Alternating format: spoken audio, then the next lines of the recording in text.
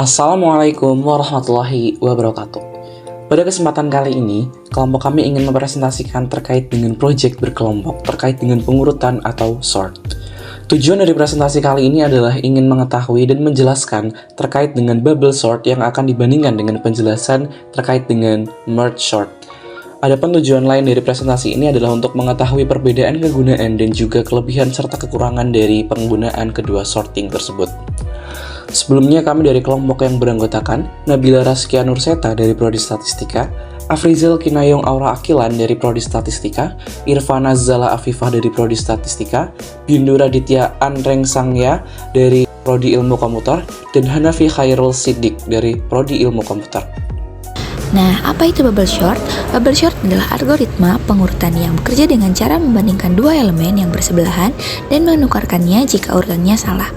Bubble sort ini sebenarnya mudah sekali dipahami, karena prinsip kerjanya mirip seperti menyaring elemen yang tidak pada tempatnya. Kita hanya fokus pada dua elemen yang saling berdampingan, lalu kita cek apakah mereka perlu ditukar. Proses ini diulang terus-menerus sehingga elemen terbesar sedikit demi sedikit terdorong ke posisi akhir.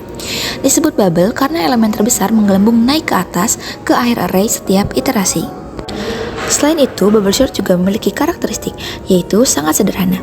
Walaupun sederhana, bubble sort kurang efisien untuk data besar karena jumlah perbandingan dan penukarannya bisa sangat banyak. Namun, algoritma bubble sort ini stabil dan cocok digunakan untuk pembelajaran dasar konsep sorting sebelum memahami algoritma yang lebih tepat seperti merge sort atau quick sort. Nah, berikut ini merupakan visualisasi dari bubble sort. Disediakan sebuah angka di dalam suatu array, yaitu 5, 3, 1, 4, 8, dan 2. Lalu, bubble sort akan mengurutkan angka-angka tersebut. Bubble sort mengurutkan berdasarkan angka yang bersebelahan. Angka pertama yang saling bersebelahan adalah 5 dan 3. Lalu karena nilai 3 kurang dari 5, maka bubble sort akan menukar nilai tersebut sehingga 3 berada di depan, lalu 5, lalu dilanjutkan dengan angka yang lain. Nah, hal ini berlangsung sampai selesai. Nah, setelah pengurutan sampai di ujung, pengurutan akan dilakukan lagi dari depan. Mulai dari 3 dan 1 lagi. Karena 3 dan 1 ini 1 lebih kecil daripada 3, maka 1 akan kembali ke depan.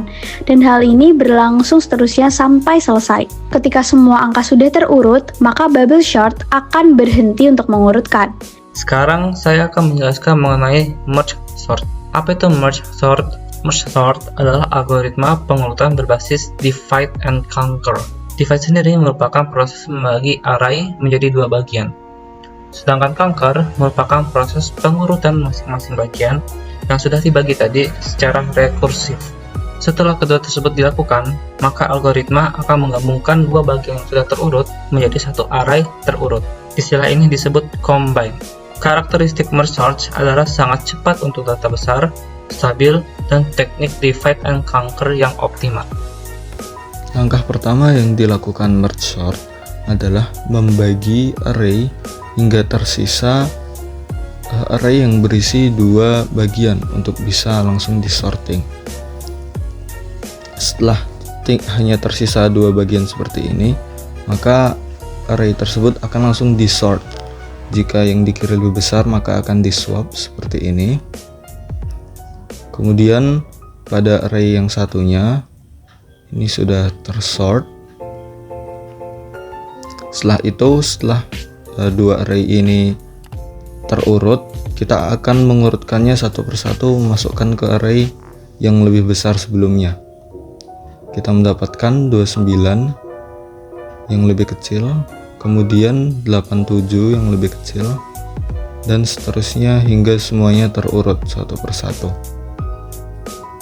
Kemudian array yang kanan kita sorting dengan cara yang sama. 645 dan 87 kita tukar posisinya. Kemudian 487 dan 50 kita tukar lagi posisinya. Kemudian pada dua array kecil ini kita urutkan dari yang paling kecil dan kita masukkan ke paling kiri. 50 kita masukkan, kemudian 87, kemudian 487 dan terakhir 645. Kita lakukan hal yang sama ke array utamanya seperti ini.